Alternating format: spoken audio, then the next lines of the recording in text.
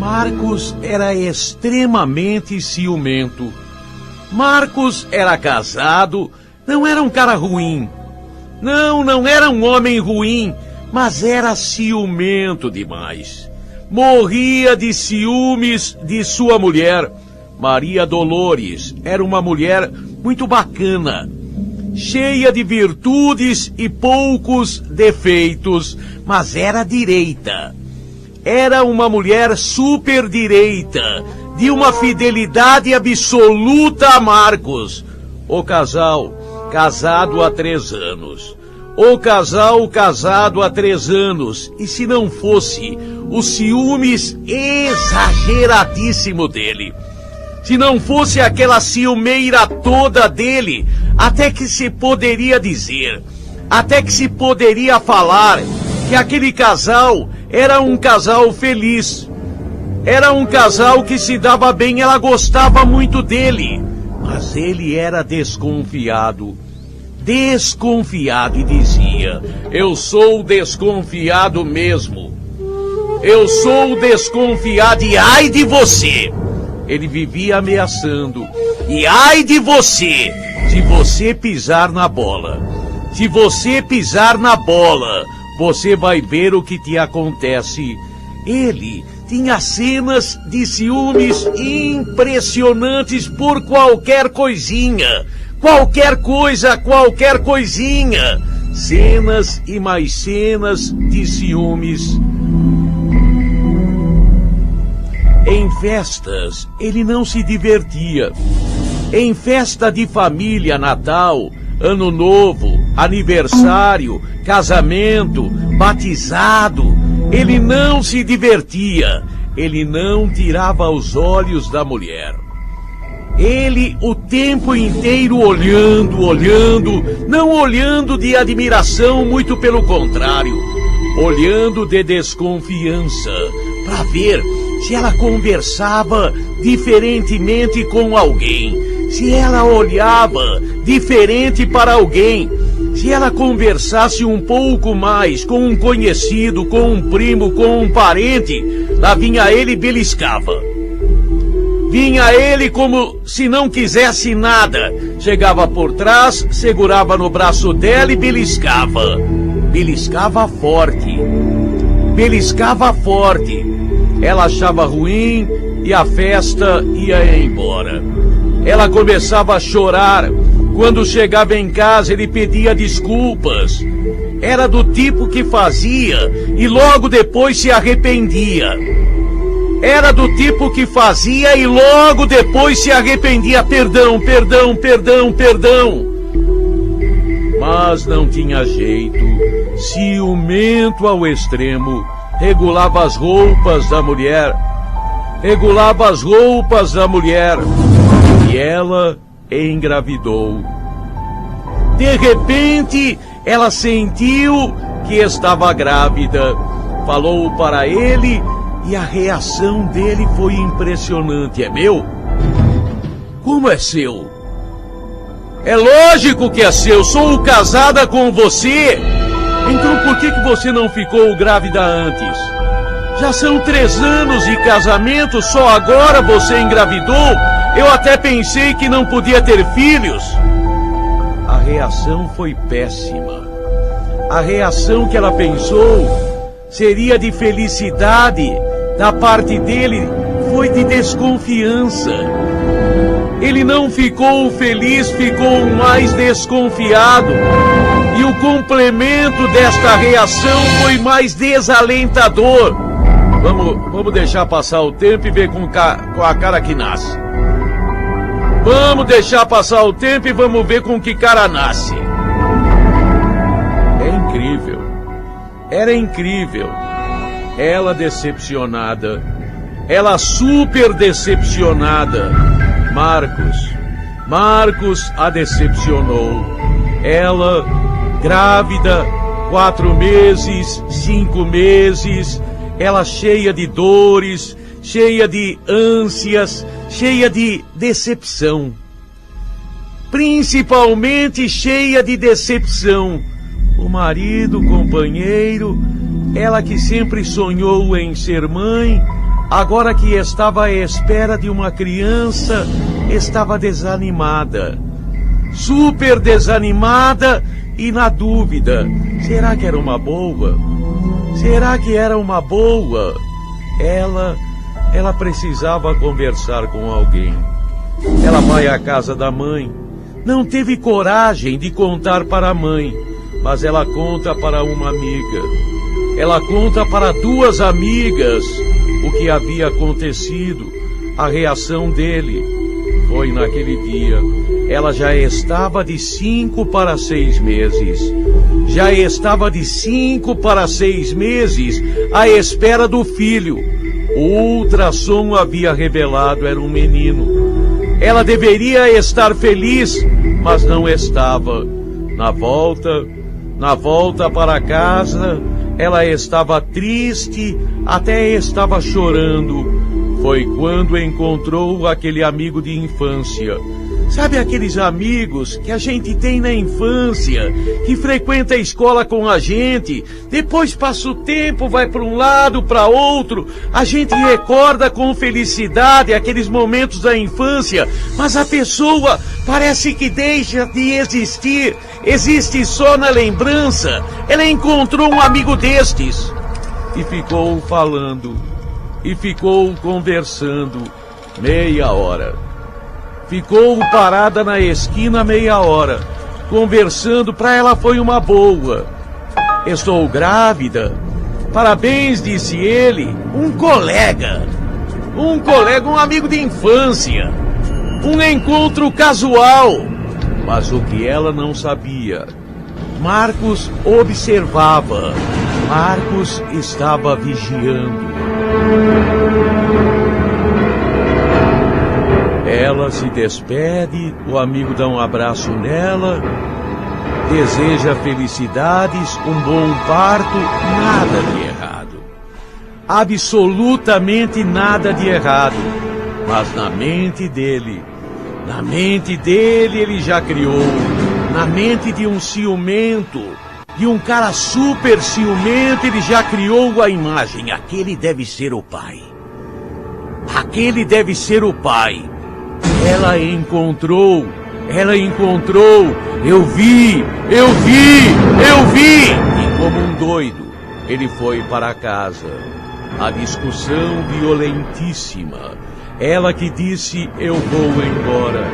Ela que disse, você não vai embora não, disse ele. Ela disse, eu vou embora, ele disse, você não vai não. A briga, ele deu um tapa. Ela grávida. Quase 6 meses, ele deu um tapa, ela começou a gritar, ele pegou no pescoço dela, começou a apertar, apertou, matou!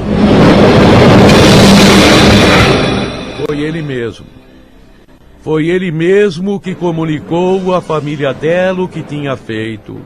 A família dela nem acreditou, comunicou à polícia. Quando a polícia chegou, ele estava na porta à espera. Estava arrependido. Super arrependido. Ele foi preso. Foi autuado em flagrante e levado para a cadeia imediatamente. Ficou à espera de julgamento. Na cadeia, ele era o mais quieto. O mais quieto dos quietos presos era ele. Ele não falava absolutamente nada. Foi levado a julgamento e condenado a 14 anos de prisão. Levado à penitenciária. Levado à casa, aonde ele ficaria preso ao presídio, aonde ele passaria muitos anos. De repente, ele à noite começa a gritar: para com esse choro! Para com esse choro! Faz essa criança parar de chorar! E ele contava. Você não ouviu? Não está ouvindo? Não está ouvindo a criança chorando? Não está ouvindo a criança chorando?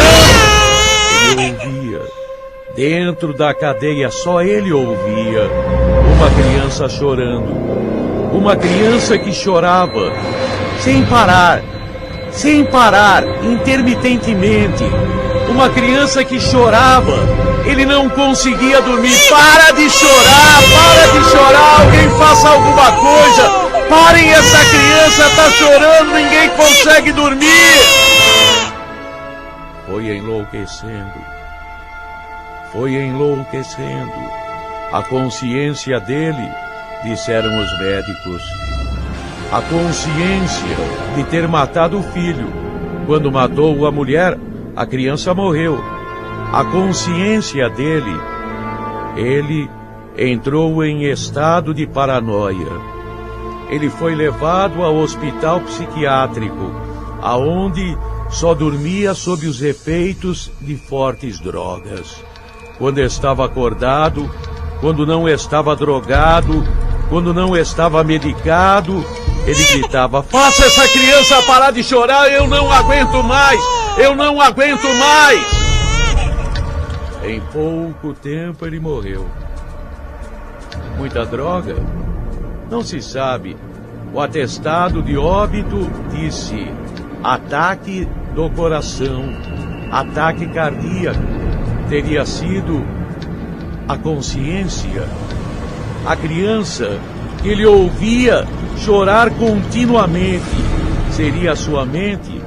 Os médicos dizem que sim. Tem gente que acredita que não, mas deve ser. A voz da consciência é forte demais.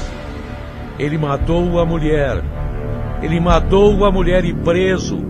Dizia: pare essa criança, eu não tenho sossego, é dia e noite chorando. Só ele ouvia a voz da consciência, disseram os médicos. E você, o que diz? E você, o que acha? E você, acha que foi a voz da consciência ou não?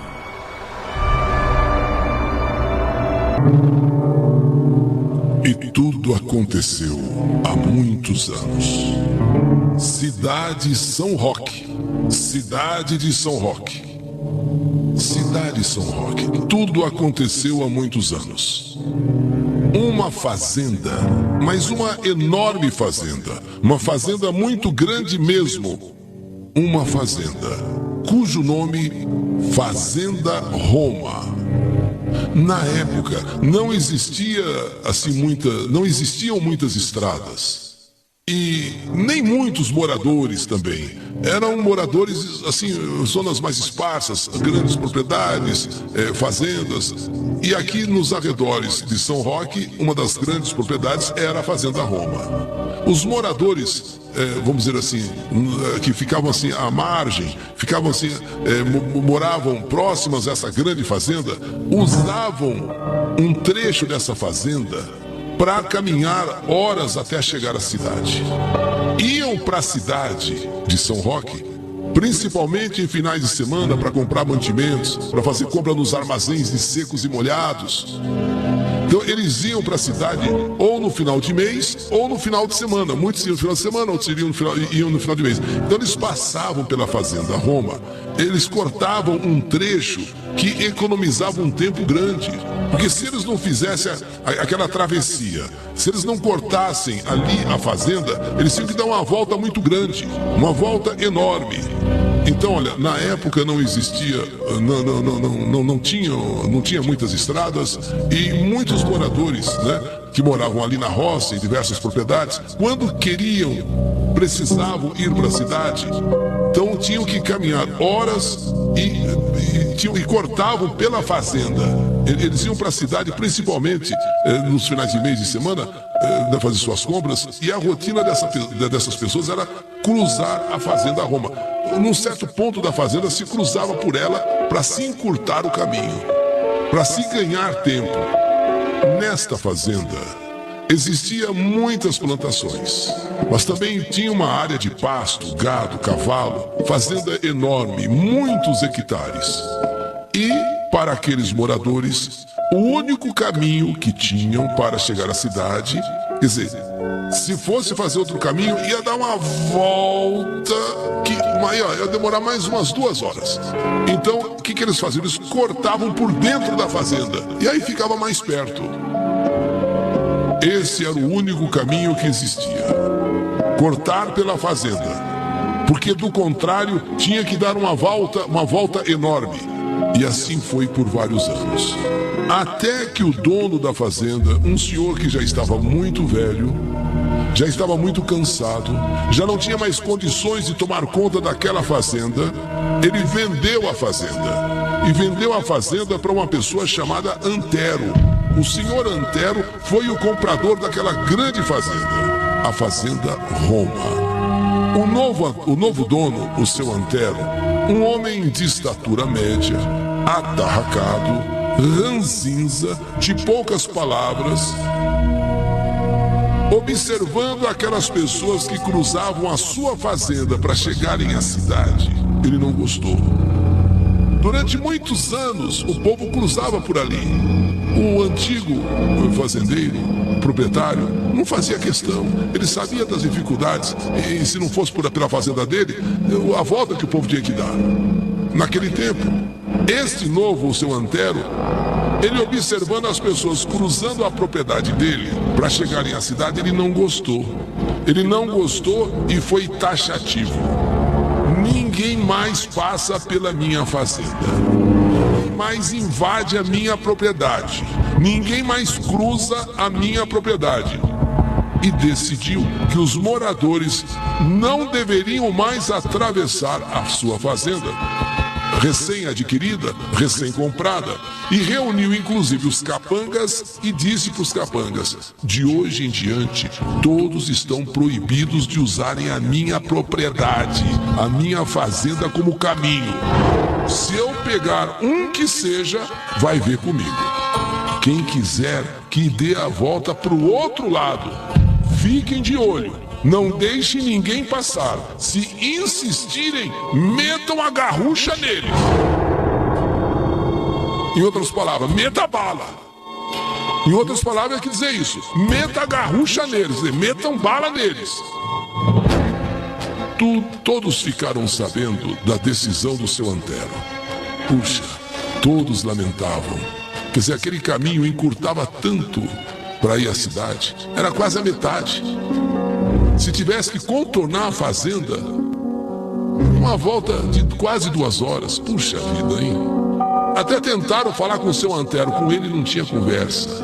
A propriedade é minha, a fazenda é minha, acabou. Eu comprei e paguei. Não quero ninguém cruzando a minha fazenda para ir para lugar nenhum. Conhecendo a fama do velho ranzinza, passaram então a evitar cruzar a fazenda. Passaram então a não cruzar a fazenda. Mas um certo dia, uma senhora já de idade, viúva, Dona Lídia, que também costumava fazer aquele caminho por dentro da fazenda, ela tinha um filho único, um único filho, o Pedro. E naquele dia, Pedro começou a passar mal. Foi durante o dia todo. E quando caiu a noite, ele piorou. O que fez a Dona Lídia? Desesperada, sem saber o que fazer, preparou o único cavalo que eles tinham. O único cavalo. Com muito sacrifício, ajudou o seu filho, que estava mal mesmo, a montar no cavalo e saiu em busca de ajuda rumo à cidade. Vendo a situação piorando cada vez mais, resolveu arriscar a cortar por dentro da cidade, por dentro da fazenda. Pois assim ela ia ganhar um bom tempo. O menino tá mal, o rapaz tá mal, o filho dela, filho único, tá mal. E ela então falou: se eu for fazer a volta, não vai dar. Então eu vou cortar o caminho que sempre fizeram e que estava proibido de fazer desde então que o seu Antero comprou a fazenda. E ficava a capanga de olho para não deixar ninguém passar. Mas nesse dia, quer dizer, nesse começo de noite, ela desafiou, ela se arriscou. Vendo a situação do menino, do rapaz, o filho cada vez pior, resolveu arriscar a cortar por dentro da fazenda, pois assim ela ia ganhar pelo menos 1 hora no tempo.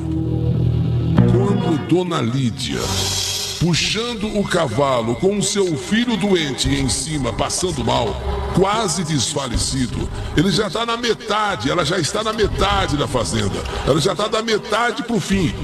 Ela ouve uma voz. O que essa lazarenta está fazendo em minha propriedade? O que essa lazarenta está fazendo na minha fazenda? Ela não parou. Não tinha o que explicar. Ela sabia que estava proibido e, de fato, a propriedade é do homem. De fato, ele é o dono, mas na situação em que estava, ela tentou correr o risco de atravessar. E ainda porque estava noitinha, ele insistindo. Por acaso a senhora é surda? Tá me ouvindo? Por acaso a senhora é surda? Mas o que fazer? O seu filho mal, ela desesperada. Ela continuou andando, quer dizer, não vou nem parar, não tem explicação.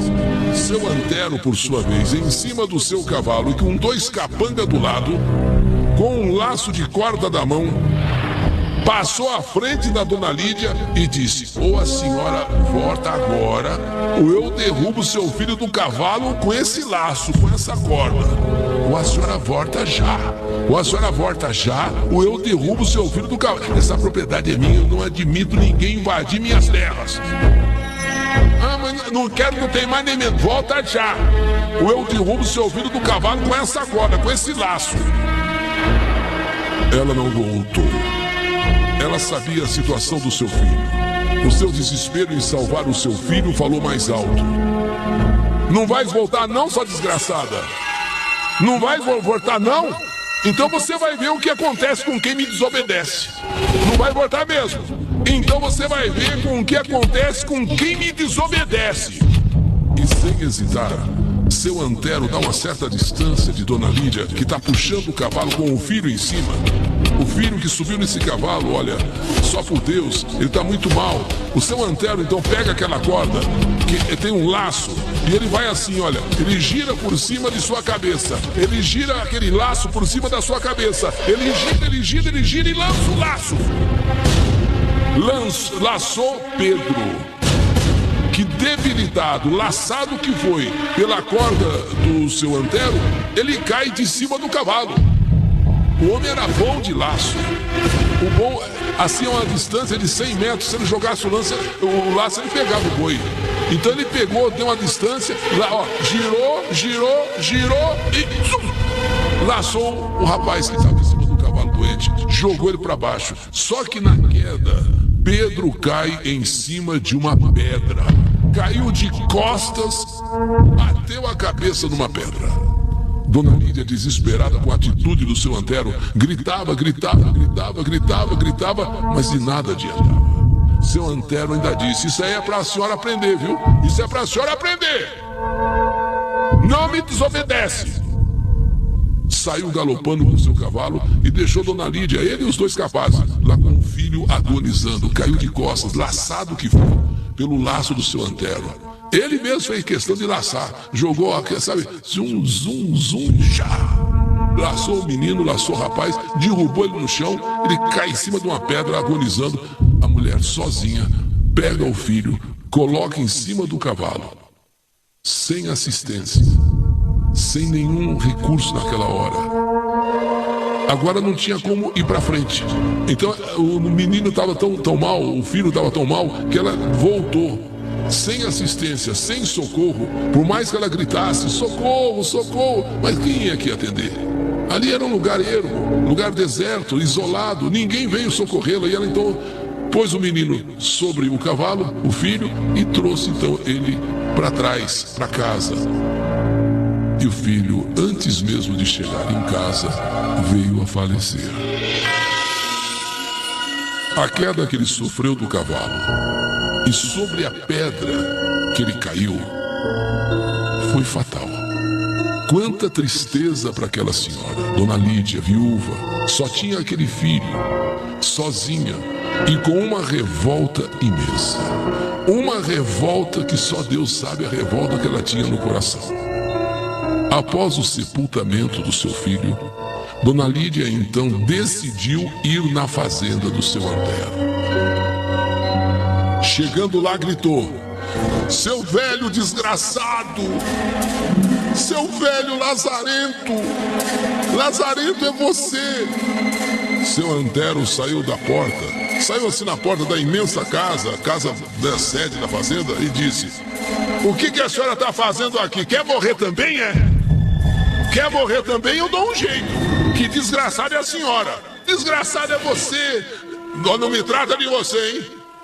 Não me trata de você. Aqui o tratamento é um pouquinho diferente. Dona Lídia então disse a ele: com essa mesma corda que você laçou meu filho como se fosse um animal, com essa mesma corda o seu caixão há de ser amarrado. Sai daqui, sua velha desgraçada. Sai daqui, sua velha malgorenta. Eu tô falando. Com a mesma corda que você laçou meu filho como se laça um animal e derrubou meu filho e ele morreu, o seu caixão há de também ser amarrado. Cala a boca, sua velha. Vai embora daqui, aonde eu mato você também. Vou acabar te matando, desgraçada. Sai daqui, sai daqui. Se não for, você vai morrer também. E Dona Lídia se foi. Os meses foram passando. Os anos passaram. E a vida continuou. Certo dia, a notícia: seu Antero morreu. Certo dia, chegou a notícia: seu Antero faleceu. Naquela época se velava os defuntos na própria casa. Era um costume velar os mortos na própria casa. E muitos foram ao velório do seu Antero, inclusive curiosos, para se certificar que aquele homem ruim tinha morrido mesmo. Você foi lá só para ver, morreu mesmo essa peste, morreu mesmo esse, né? E obviamente que estava morto mesmo. Num certo momento, já a uma certa hora da noite, alguns perceberam que o seu Antero começou a inchar.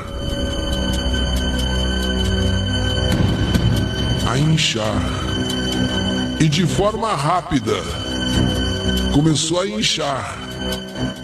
E todos ali no velório passaram a comentar sobre o inchaço excessivo do seu Antero. Mas que coisa, hein?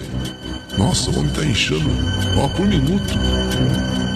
Dali a pouco, o corpo do seu Antero já não cabia mais dentro do caixão. Começou já, sabe, forçar o caixão. E todos começaram a ficar com medo. Aqui tem alguma coisa. Aqui tem alguma coisa, não é possível. Ele incha demais da conta e rápido. Uns, inclusive, preferiram ir embora. Ir embora rapidamente. Alguma coisa está acontecendo. Ele começou a inchar demais e muito rápido. Outros ficaram para ver até onde aquilo ia. Mas cada vez o corpo inchando mais. Até que já de madrugada, os capangas lá até providenciaram rapidamente um outro caixão. Ali na própria fazenda, fizeram rápido, porque naquele caixão já não cabia mais o corpo do seu Antero. Já estava estourando o caixão. Então fizeram outro mais rápido, sabe? Antes do dia amanhecer, já colocaram o corpo dele dentro desse novo caixão, um caixão maior. Só que daqui a pouco o caixão maior começou a ficar pequeno, porque o homem não parava de inchar. E começou a ultrapassar até mesmo esse outro caixão, esse caixão maior.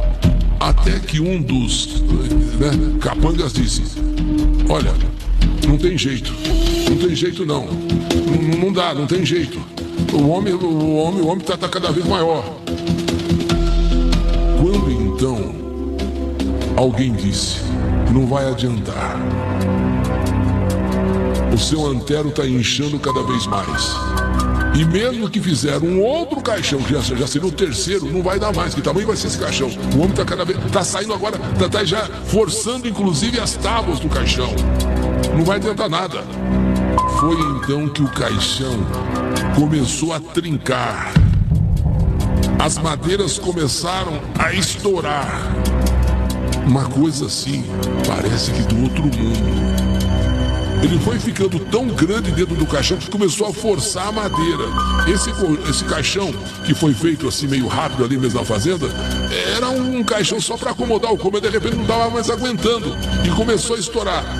E aí, chega cedo, as pessoas para o sepultamento e de madrugada, e agora o que não vão fazer? Não vão fazer. E aí o O homem tá trincando o caixão, não dá pra comprar, vai mandar fazer outro. Então muitos, inclusive, saíram correndo, porque o medo começou a tomar conta de todos. Foi quando alguém teve uma ideia. Gente, vamos pegar o laço do seu Antero, aquela corda do laço lá. Vamos ter que amarrar essa corda no caixão. Vamos ter que amarrar. O laço era grande. Vamos ter que amarrar, quem sabe assim até amanhã, até amanhecer o dia, essa corda segure e suporte a força do inchaço do homem. Porque não tá aguentando, o caixão vai explodir, o caixão vai estourar.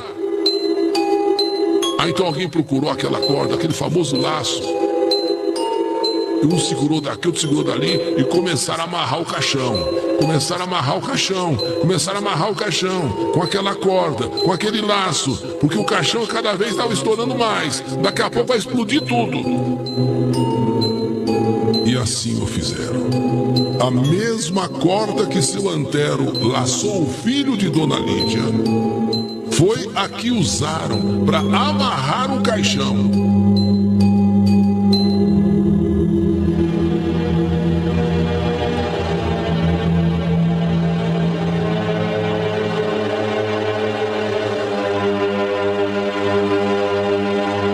O que Dona Lídia havia dito estava se cumprindo.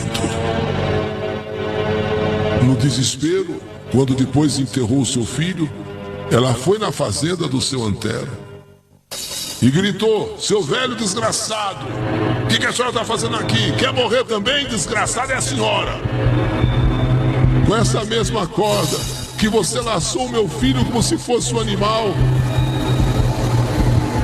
com essa mesma corda, o seu caixão vai ter que ser amarrado. Sai daqui, cala a boca, sua velha, vai embora antes que eu te mate também.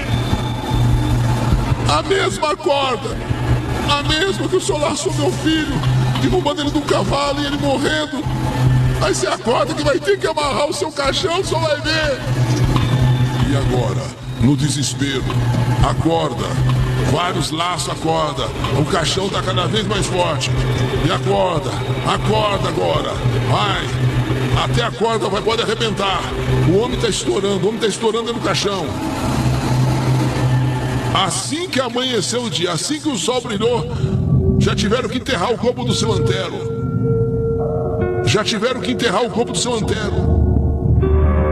Porque nem a corda estava resistindo mais. E quem conhece corda de laço, é uma corda muito forte. É uma corda forte mesmo. A mesma corda que ele laçou, derrubou o menino e matou, era a corda que agora teve que amarrar o caixão dele, porque ele já não cabia mais dentro do segundo caixão, que já era maior. E estava explodindo as madeiras. Correndo, assim que o dia amanheceu, assim que o cemitério abriu, já enterraram o seu Antero. Até porque a corda já começou, inclusive, sabe quando começa a estourar e vai ficando assim aqueles fiozinhos estourados? Mais um pouco explodia a corda e aí ninguém mais sabe o que ia fazer. Foi um desespero. Em nenhum momento o corpo do seu Antero parou de inchar. Por isso que diz um ditado que aqui se faz, aqui se paga. Essa história aconteceu há muitos anos atrás. Mas até hoje, em São Roque, muitos falam da história da fazenda, da história do seu Antero. Que o mundo seja feito de pessoas mais tolerantes, mais boas, melhores, umas com as outras. Porque o bem e o mal existem, mas qual deles a gente vai alimentar é que vai nos alimentar depois. O bem e o mal existem, mas aquele que você alimentar é o que vai alimentar você depois. Quer dizer, se você alimentar o bem, no final, o bem vai te alimentar. Se você alimentar o mal, é o mal que vai te alimentar. E foi o que aconteceu com o seu Antero. Um homem ruim, um homem mau. Um homem apegado à propriedade, um homem que simplesmente, no momento de desespero daquela mãe, viúva e um filho único, Pedro, passando mal, ela então pensou em encurtar o caminho atravessando a fazenda que estava proibido. Estava proibido, ela sabia disso. Mas o menino estava mal. E é quando então, na metade da travessia, cruzando já metade da fazenda para chegar à cidade, Aí aparece o homem. Aparece o homem, grita, esbraveja. O que essa lazarenta tá fazendo na minha propriedade, hein? Ela não parou, nem olhou para trás. A senhora é surda! Foi quando então, seu Antero, ou a senhora volta ou eu derrubo seu vidro do cavalo com essa corda. Ela não voltou. O seu desespero em salvar seu filho falou mais alto. Não vai voltar não, essa desgraçada? Então você vai ver o que acontece com quem me desobedece. E pegou aquele laço, aquela corda, girou por cima da cabeça e zum! Laçou o menino. Caiu. Ele caiu numa pedra. Não tinha mais o que se fazer. Mas a praga foi rogada. A praga foi jogada. Com a mesma corda que você matou meu filho, o teu caixão haverá de ser amarrado.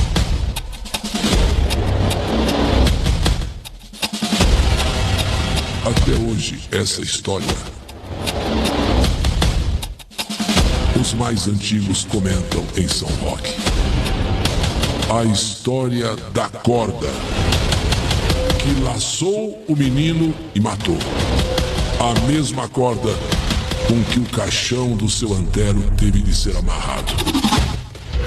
Quando as tábuas começaram a trincar, quando as tábuas começaram a rangir, já não aguentando mais o inchaço do corpo do seu Antero, corre lá pegar aquela corda, corre lá pegar o laço pra gente amarrar aqui, porque senão já vai explodir tudo. Nem bem o dia amanheceu, tiveram que enterrar o seu Antero. Até porque até a corda também estava se partindo.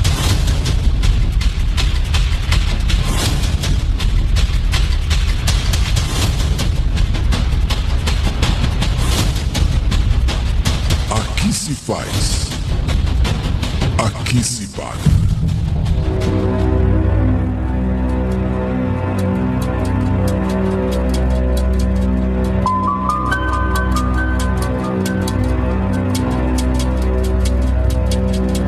O bem e o mal existem.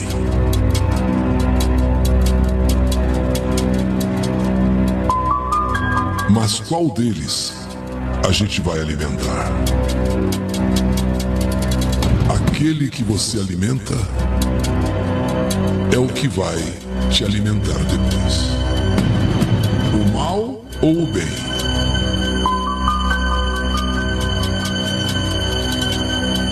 O que você praticar é o que será praticado depois em você.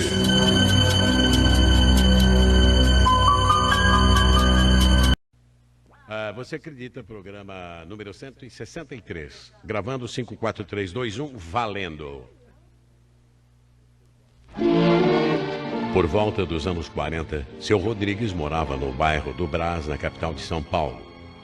Nessa época, a colônia espanhola era muito grande nesse bairro. Lá existiam muitos cortiços e pensões. Foi quando ali chegou Severino, um nordestino que foi morar numa dessas pensões. Como te chamas? Severino, a seu dispor. Pois você vai ficar neste quarto com as dois rapazes. Seus colegas são muito buenos. Luiz é carioca e Paulo é do interior de Minas. São muito alegres e brincalhones, mas bons pensionistas. Ficando os três num quarto, fica mais barato para os teus. Isso é bom, dona Dolores, porque eu vim com pouco dinheiro para trabalhar aqui. Sua pensão é muito bem falada na minha terra, pelos colegas que já vieram para São Paulo trabalhar. Espero que os companheiros gostem de mim e que, da minha parte, eu não vou incomodar ninguém. Está na parede os horários do café e das refeições. Não se demore muito, que está quase na hora do jantar. Sim, senhora. Eu só vou ajeitar minhas coisas. Assim era Severino, nordestino humilde, trabalhador e muito quieto. No jantar, já conheceu seus companheiros de quarto. Severino recolheu-se ao quarto mais cedo porque queria logo no dia seguinte pela manhã sair à procura de emprego. Luiz ligou o seu rádio baixinho para não incomodar o novo companheiro que já dormia e falou para o Paulo. Ih, já tá ferrado no sono, olha. Ele tá cansado da viagem. Da terra dele até São Paulo é um estirão. E amanhã mesmo ele começa a luta para arranjar um serviço. Engraçado, Paulo. Ele deixou aqui em cima do criado mudo um papel em branco e um lápis. Mas não tem nada escrito, não. Vai ver que ele escreveu alguma coisa, o sono veio e ele desistiu. Eu também vou dormir, sabe? E eu vou escutar meu rádio e sonhar. Sonhar com as praias e com as garotas da minha terra. Até amanhã. Por vários dias, Severino, o nordestino que veio tentar a sorte em São Paulo, ao deitar-se, colocava um papel em branco e um lápis no criado mudo, e de manhã recolhia o papel em branco. Luiz e Paulo, não aguentando mais a curiosidade, uma noite em que Severino repetia aquele ritual antes de deitar-se, perguntou-lhe: Ô Severino, já faz um bom tempo que somos companheiros de quarto. Eu, você e o Paulo. Acho que já podemos dizer que somos amigos, não é? Mas é claro, Luiz, que eu já considero você e o Paulo meus amigos. Eu até já escrevi lá pra casa dizendo isso e contando que Dona Dolores é uma mãe pra nós. Isso ela é mesmo. Ela tá sempre preocupada com a gente. Pois então eu vou lhe fazer uma pergunta, mas não fique chateado com a gente. É só curiosidade. Pois faça, Luiz. Eu não vou ficar vexado, não. Fala logo, Luiz, pois o Severino vai entender que é só curiosidade. Por que é que toda noite antes de se deitar, Severino, você põe em cima do criado mudo um papel em branco e um lápis? E de manhã você guarda esse papel em branco para pôr de novo à noite. É isso que vocês querem saber? Sim. Eu vou contar pra vocês. Quando eu morava lá na minha terra, no Nordeste, eu tinha um grande amigo de infância, era o Francisco. Um dia eu e ele fizemos um pacto, como vocês dizem. Nós combinamos que aquele que morresse primeiro viria uma noite qualquer trazer o número premiado do jogo do bicho. Já faz 3 anos que meu amigo Francisco morreu e até hoje eu ponho todas as noites o papel e o lápis para ele vir me dar o número da sorte. Mas até hoje ele não veio. Mas eu acredito que um dia o Francisco ainda vem me dar esses números. É incrível, rapaz. Você acredita mesmo, Severino, que seu amigo Francisco ainda venha lhe dar um número da sorte grande? Acredito, como acredito em Deus. Naquela noite, Luiz e Paulo resolveram fazer uma brincadeira com o pobre do Severino. Assim que ele dormiu, os 2 rapazes pegaram o papel de cima do criado mudo e escreveram uma milhar. No dia seguinte, logo que o Severino acordou, olhou para o papel e deu aquele grito: Ele veio! O Francisco veio cumprir o combinado! Olha aqui o número! Acorda, Luiz! Acorda, Paulo! O que foi, Severino? Fala, homem, o que foi? O Francisco veio escrever o número da sorte grande! Tá aqui! Olha É aqui! mesmo, Paulo? Veja! Eu tô vendo. E agora, Severino? Agora eu vou pegar todas as minhas economias e vou jogar nesse número. Eu vou ficar rico. Eu vou ter o meu próprio negócio. Calma, Severino. Jogar tudo não. Joga só um pouco das suas economias. Sim, Severino. Joga só um pouco, porque se você perder, perde pouco. Nada disso. Vocês não conheceram o Francisco. Ele foi meu amigo de verdade. Veio cumprir o nosso pacto. Eu vou jogar tudinho! De fato, Severino reuniu todas as suas economias e saiu para jogar na milhar que estava escrita naquele papel. À tarde, quando Luiz e Paulo chegaram à pensão, ela estava em festa. O que está acontecendo, Dona Dolores? Una festa para o Severino. Ele ganhou na loteria. Ganhou? Ganhei, meus amigos. Graças ao Francisco, eu sou um homem rico. E vamos festejar. Hoje é por minha conta, não é, Dona Dolores? Hoy é por conta da casa Severino. Luiz e Paulo não podiam entender como tinha acontecido aquilo.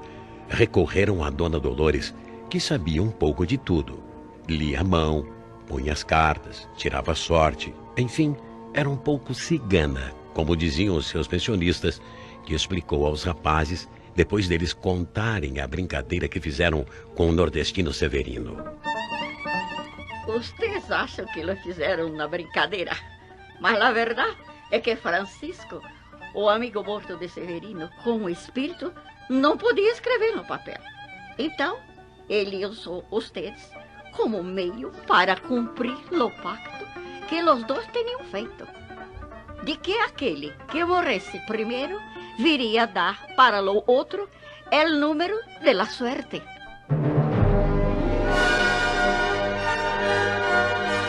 Você acredita?